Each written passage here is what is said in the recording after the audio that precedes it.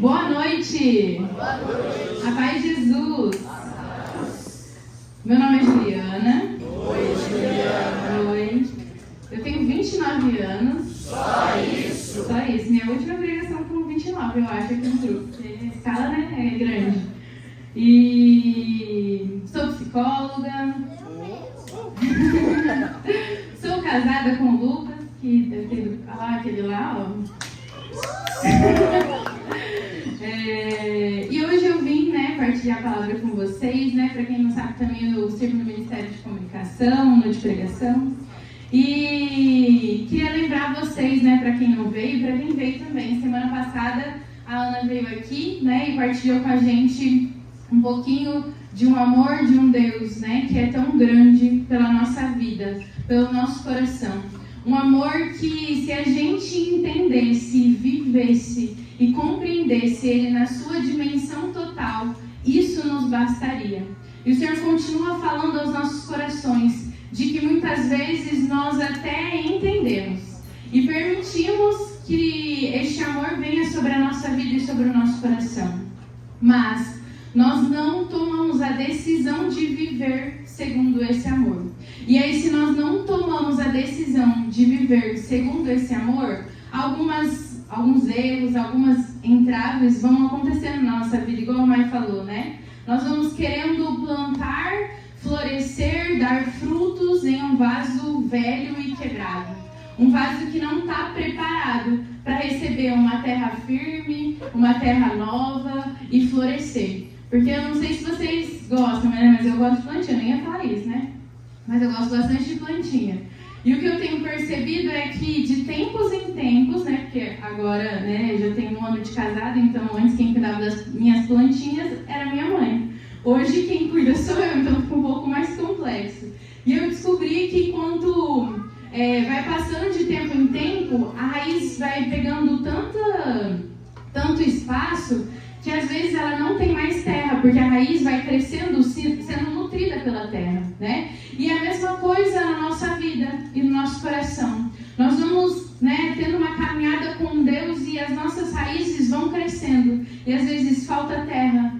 Esse faltar terra é o que o Senhor deseja falar hoje no nosso coração. Que muitas vezes nós não temos trocado o nosso vaso. Nós temos permanecido no mesmo vaso e isso tem impedido da minha e da sua vida de dar mais frutos. Então eu já queria que você pegasse a sua palavra lá em Isaías. Enquanto você pega a sua palavra lá em Isaías, no capítulo 6, eu quero falar uma coisa para vocês que o Senhor falava muito forte no meu coração, né, para esta noite. Eu não sei se você sabe, se é o seu primeiro dia aqui no grupo de oração ou se já tem muitos anos aqui no grupo de oração, assim como eu, né? Mas existe uma promessa sobre o nosso grupo de oração. E essa promessa é de que o nosso grupo de oração exerceria e seria uma fábrica de santos. Mas eu não sei se você já entendeu, né? Eu já escutei isso 1000 vezes. Mas enquanto eu orava por este momento, o Senhor falava muito forte no meu coração de que uma fábrica, para que ela exista e para que ela produza, né, o que ela veio para produzir, ela precisa estar funcionando. Então, para que seja uma boa fábrica de santos e para que o grupo de oração seja uma fábrica de santos, nós precisamos continuar fazendo com que a fábrica funcione. E a gente vai entender um pouquinho do que deseja mover, né, essa fábrica de santos que o Senhor deseja realizar na nossa vida através do fogo do alto. Você pegou lá a sua passagem em Isaías, capítulo 6? Amém? Lá nesse livro de Isaías era um grande profeta. Isaías era um grande profeta do rei. O que significa isso?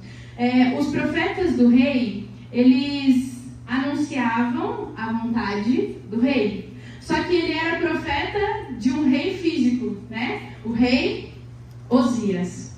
E aí, nesse momento, então, Isaías vai contar um pouco como ele foi chamado. Porque até esse momento em que eu vou ler a passagem, ele era somente profeta do rei. Só que nesse momento ele recebe um chamado a uma nova vocação. Eu tenho certeza que nessa noite o Senhor vem falar ao meu e o seu coração, de que talvez nós temos sido profeta de muitas coisas. Nós temos anunciado muitas coisas por aí. Nós temos falado muitas coisas. Nós temos propagado muitas coisas. Mas hoje o Senhor deseja fazer-nos profetas do verdadeiro Rei. Deseja nos fazermos profeta daquele que é e traz a boa nova. Aquele que deseja frutificar no meu e no seu coração. Amém? Então vamos lá, Isaías capítulo 6 vai dizer assim: no ano da morte do rei Osias, eu vi o Senhor sentado num trono muito elevado. As franjas de seu manto enchiam o templo. Os serafins se mantinham junto dele. Cada um deles tinha 6 asas. Com um par de asas velavam a face. Com o outro cobriam os pés. E com o terceiro voavam. Suas vozes revezavam e diziam: Santo, Santo, Santo é o Senhor Deus do universo. A terra inteira proclama a sua glória. A este brado, as portas estremeceram em seus gozos, e a terra encheu-se de fumo. Ai de mim, gritava eu, estou perdido, porque sou um homem de lábios impuros, e habito com um povo também de lábios impuros. E entretanto, meus olhos viram Rei, o Senhor dos exércitos. Porém, um dos seus serafins voou em minha direção.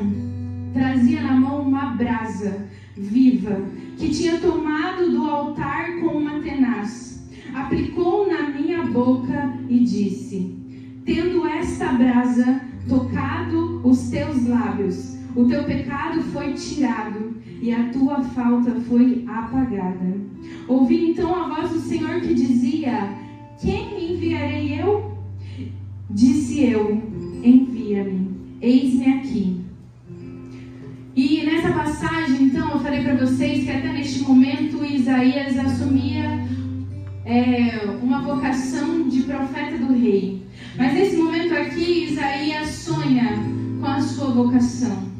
E essa era a vocação que Deus tinha para Isaías neste momento e para mim e para a sua vida. Não sermos mais profetas de outras coisas, de outros deuses, de outros programas, de outras coisas na nossa vida e que passam no nosso coração. Mas que nós sejamos verdadeiros profetas do fogo, verdadeiros profetas do Espírito.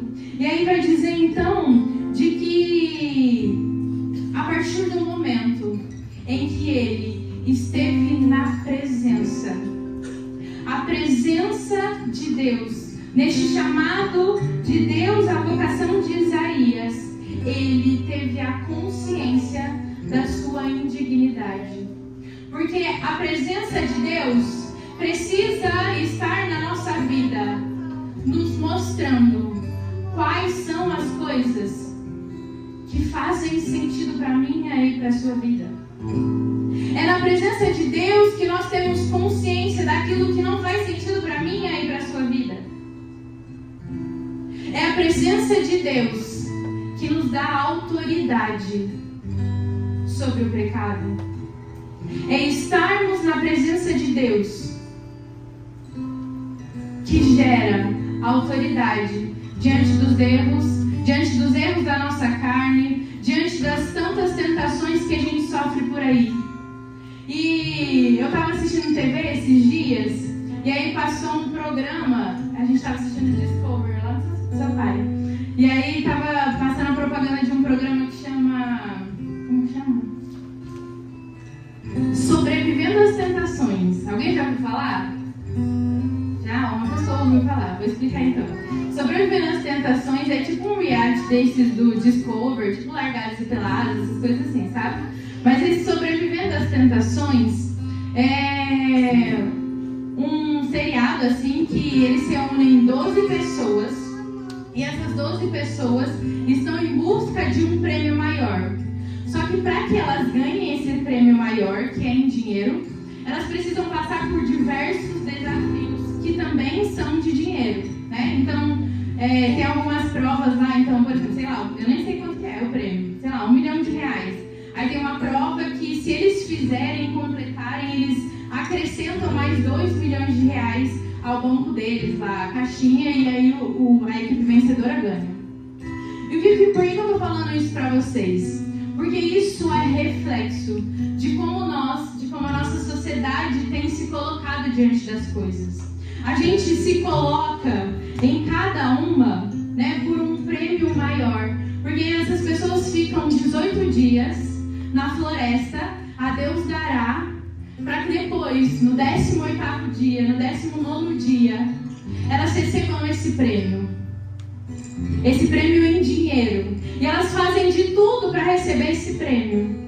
Só que aqui, o Senhor nos fala que existe um prêmio muito maior, só que a gente não sabe quanto ele vale.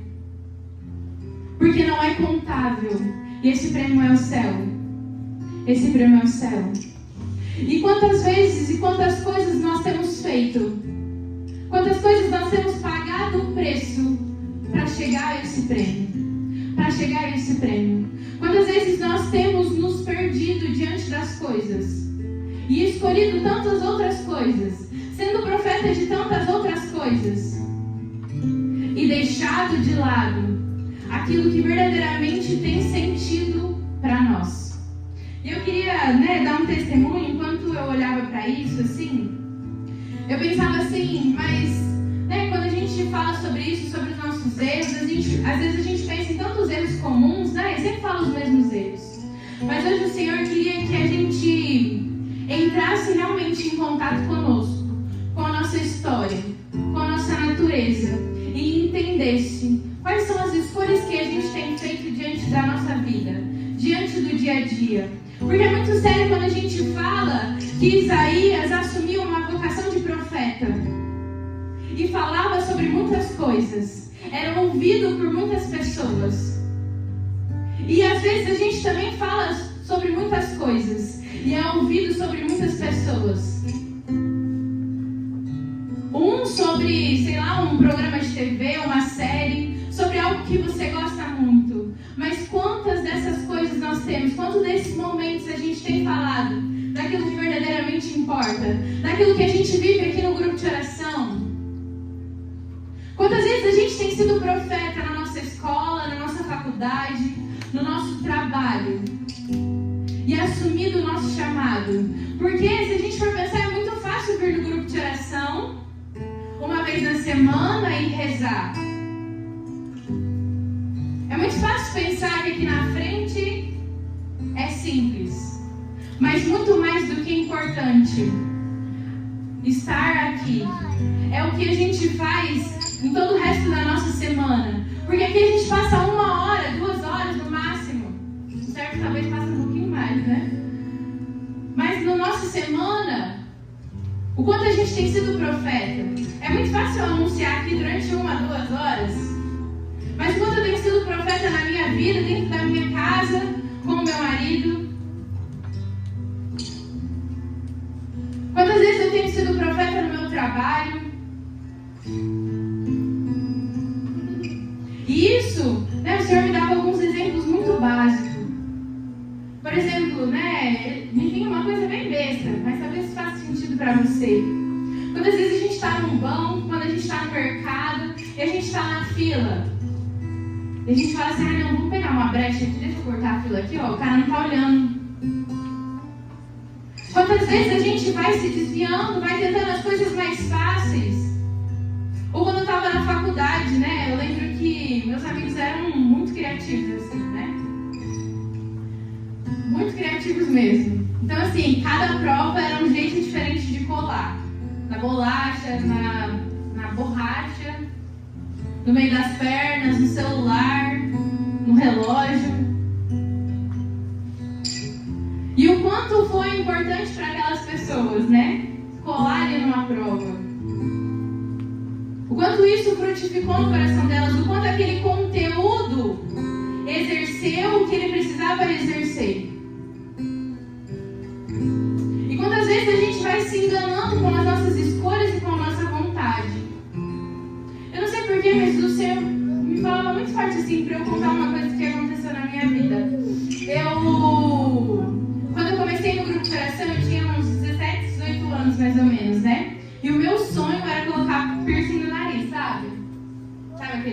aquelas argolinhas? Nossa, gente, era meu sonho, assim, ó, demais. E aí, minha mãe não deixava, né? Nem meu pai, nada, né? Falava, ai, pra que esse negócio, esse trem não, negócio, nem era aqui o de baixo, né? Mas eles falavam que era igual vaca. Mas eu queria. E aí não deu outra, né? Quando eu fiz 18 anos, onde estava eu, lá foram no nariz, né? Mas quando mãe fala, tem um negócio, né?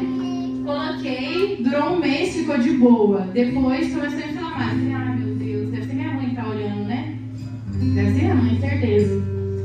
E aí eu tirei. Mas aquilo ficava no meu coração e eu já vinha pro grupo de oração e eu falava assim, não, mas eu preciso disso. Porque isso, né, vai me deixar mais bonita. Eu olho no espelho e realmente vejo isso e eu preciso pôr de novo. Mas daí, ao invés de eu colocar o brilhinho antes, que daí tinha um processo, eu coloquei a argolinha de uma vez, né? Pra quem? Inflamou de novo, né? E aí eu me lembro que eu tava no começo da minha caminhada e Deus já começava a incomodar algumas coisas do meu coração.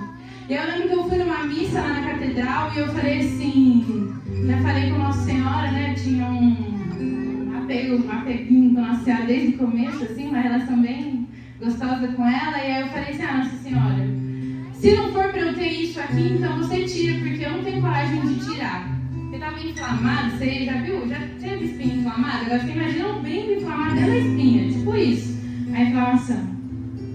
E eu falei assim, Nossa Senhora, você tira, porque eu não vou dar conta de tirar, né? E eu lembro que depois daquela missa eu fui pra casa, tentei tirar outras vezes, não consegui. E aí na outra semana eu fui na missa de novo, e aí eu lembro que eu vi a irmã Zélia, sabe? Vocês conhecem a irmã Zélia? Já viram? Eu lembro que eu vi a irmã Zélia, e aí eu falei, tá aí, né? Não vai acontecer nada. Eu comecei a falar pra Nossa Senhora, eu falei, Nossa Senhora, você quer que eu tire? Você tira? Beleza, comunguei, acabou a missa. A irmã Zélia chegou pra mim, não me conhecia, não conhece até hoje, então se eu falar ela nem lembra. Ela chegou pra mim e falou assim, olha, eu não sei quem é você, não sei o que você faz, mas Nossa Senhora pediu pra que eu viesse falar pra você. Você não precisa disso aí no seu nariz. Isso aí não faz sentido com a sua escolha, com o que você tem vivido. E eu falei assim, eu sei, eu tenho conversado com Nossa Senhora sobre isso, mas eu não consigo tirar. Ela falou, fica tranquila, chega na sua casa, vai na frente do espelho e reza uma Ave Maria, Nossa Senhora vai tirar pra você. Gente, eu não sei o que aconteceu até hoje, na verdade sei que foi ela que tirou, né? Eu rezei uma Ave Maria, a hora que eu olhei, na minha mão estava o piercing, não estava mais no meu nariz, não tinha mais a inflamação. E por que eu tô te falando isso? Porque naquele momento, com as minhas coisas, com as minhas escolhas, tudo isso foi sendo um processo no meu coração. Eu me lembro também que outras vezes, de frente para o espelho, eu olhava para minha roupa e vinha uma consciência no meu coração. Não, você sabe que isso aí não é legal. Muda essa. E às vezes a gente espera vir no grupo de oração e que as pessoas falem pra gente, não faça isso, não ande com tal pessoa, evite isso, evite sexo, evite tal coisa. E às vezes a gente fica esperando que as pessoas falem pra gente o que a gente deve fazer. Mas Deus nessa noite quer falar ao meu e seu coração. E talvez a gente tenha duvidado dessa consciência que fala no nosso coração, não faça isso, não vá neste lugar. Esqueça isso que você está pensando. Mas essa consciência é o próprio Deus dizendo ao nosso coração. É o próprio Deus falando ao nosso coração. E assim como está lá na passagem, vai dizer que a língua dele falava, anunciava, mas era impura. E quantas vezes a minha e a sua língua tem sido impura na vida das pessoas? E a gente deseja com que o outro nos fale bênçãos, mas às vezes a gente não tem falado bênção para o outro. E aí, né, a psicologia sempre está presente, né, aqui nas pregações, porque não tem como, né? Mas, assim como aqui para nós temos a liberdade de escolher que tipo de coisas nós fazemos, que tipo de coisas nós consumimos. Eu quero que nesse momento você feche seus olhos e pense numa coisa. Que tipo de coisas você tem consumido no seu WhatsApp? Que tipo de coisas você tem consumido no seu TikTok? Que tipo de coisas você tem consumido no seu Instagram? Que tipo de série você tem assistido? Porque muitas das coisas que saem da nossa boca é fruto do que nós assistimos, é fruto do que nós ouvimos, é fruto do que nós lemos. E nessa noite o Senhor deseja que nós passemos a cuidar disso, e olhar, e assistir, e ouvir mais daquilo que é a palavra de Deus para a minha e para a sua vida. Pode abrir os seus olhos. E aí nós vamos entendendo. Lá no Catecismo da Igreja Católica está escrito que a nossa liberdade de escolha, a nossa liberdade vai ser perfeita quando ela estiver com um foco naquilo que nos importa, em Deus. Porque quando nós escolhemos com a nossa liberdade enraizada em Deus, nós não precisamos escolher entre o bem e o mal, porque o bem já está enraizado no nosso coração. E aí a escolha é uma consequência. A escolha vem só com um discernimento final, mas de que o mal não nos deixa em dúvida. O mal não nos deixa mais em dúvida.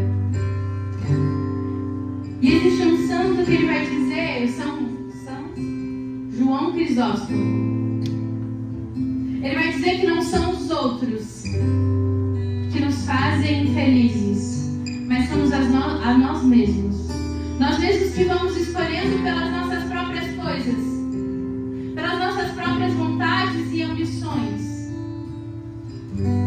Somos nós que escolhemos depositar a nossa confiança, a nossa expectativa nas coisas. Isso era muito forte que o Senhor falava no meu coração, porque muitas vezes nós temos depositado a expectativa na outra pessoa, no nosso parceiro, no nosso trabalho. Ah, quando eu me casar eu vou ser feliz, quando eu estiver servindo eu vou dar frutos, quando eu tiver tal emprego eu vou dar frutos, quando eu passar no vestibular eu faço.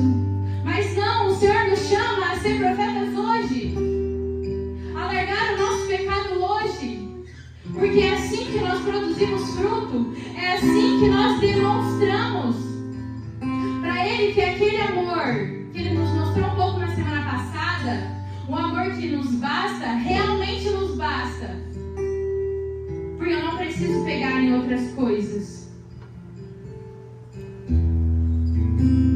E só existiu uma forma da gente vencer o nosso erro e o nosso pecado, que é termos intimidade com Deus, que é termos intimidade com o Espírito Santo, que é termos intimidade com Jesus,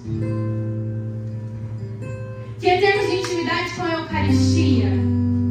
Quantas vezes eu e você falamos, nossa, mas como eu queria, poder falar mais de Jesus, como eu queria poder saber mais de Jesus, como eu queria poder realmente ser profeta de Jesus. Mas o quanto eu tenho estado na presença dele. Santo Antônio era um grande pregador, E uma vez ele estava pregando para pessoas que não acreditavam na Eucaristia. E ele falou assim, então façam uma coisa. Peguem uma mula, sabe aquele animal? Peguem uma mula, deixem ela 3 dias sem comer. Eles pegaram uma mula, tiraram todo o feno dela, deixaram ela 3 dias sem comer. E aí falou, depois no 3º dia vocês tragam a mula aqui e tragam o feno. E aí eles fizeram, trouxeram a mula e trouxeram o feno. E aí Santo Antônio consagrou uma rocha e ergueu para a mula. E aquela mula se prostrou na presença de Jesus. Mesmo estando 3 dias privada de comida. Eu não sei como que é pra mim, nem sei como que é pra você, Mas pra mim, se eu fico 1 dia sem comer, já vai dando um desespero. E você pensaria, nossa, eu vou matar minha fome, vou matar minha sede com a Eucaristia. Mas a mula discípula reconheceu Jesus. Reconheceu que Jesus bastava. Não que ela não comeria mais, porque depois que ela se prostrou na presença de Jesus, ela comeu. Mas de que existem prioridades. Quais fomes a gente tem matado com as coisas erradas? Quais coisas a gente tem pesquisado, né, se informado, se colocado e esquecido daquilo que verdadeiramente mata a minha e a sua sede? E para finalizar, lembrando do que estava escrito na passagem, que Isaías, ao ser chamado, ele disse: eis-me aqui, envia-me. Por quê? Porque quando nós somos chamados e quando nós estamos e experimentamos a verdadeira presença de Deus, não tem como a gente ficar com a presença de Deus parada em nós. Isso nos impulsiona a ir e a agir. E tem um santo que vai dizer, Santo Antão, eu queria contar a história dele, mas não vai dar tempo. Mas em uma das visões de Santo Antão, ele viu um moço. E esse moço falava para ele assim, reconhecia-se diante dele, fraco, porque todas as tentativas dele, diante dos pensamentos, diante das tentativas dele de se aparecer como uma mulher, como tentação para Santo Antão, e nenhuma dele ele caiu porque ele estava em oração. E aí esse moço fala: eu estou aqui diante de você, reconhecendo que existe algo dentro de você que não deixa com que nenhuma das tribulações que eu trago para você vença. Mas eu quero te dizer uma coisa. Esse moço falou para Santo Antão: eu sou o rei da fornicação. Se você não caiu, eu vou atrás dos jovens. E aí ele vai dizer assim, vou até pegar para vocês a frase que o demônio fala para Santo Antão: eu sou o amante da fornicação. A minha missão é espreitar a juventude e seduzi-la ao chamado da fornicação. A quantos eu enganei? Decididos que estavam em cuidar dos seus sentidos, mas eu os seduzi. Eu os seduzi. Eu sou aquele por cujo os profetas vão se decair. Foram enganados pelo espírito da fornicação. Você pode fechar os seus olhos agora. Existe um poder do mal tentando o tempo todo nos tirar do nosso alvo. Existe um poder tentando o tempo todo nos fazer profetas de muitas coisas. Mas nessa noite existe um poder muito maior. O poder do Espírito Santo que deseja quebrar com esses outros profetas da nossa vida e do nosso coração. Quebrar com as tentações. Quebrar com os nossos vícios e com as brechas que nós temos dado ao inimigo diante das nossas ações do nosso dia a dia.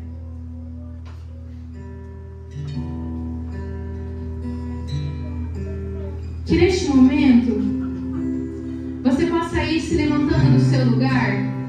Se você quer que este Deus te faça não mais profetas de tantas outras coisas, de tantos outros deuses, mas que Ele te faça profeta do verdadeiro Deus. Que nesta noite Ele queime toda a nossa iniquidade. Que você possa ir dizendo para Ele: Senhor, nesta noite eu quero, assim como Isaías, ao vivenciar a Tua presença, eu quero, Jesus,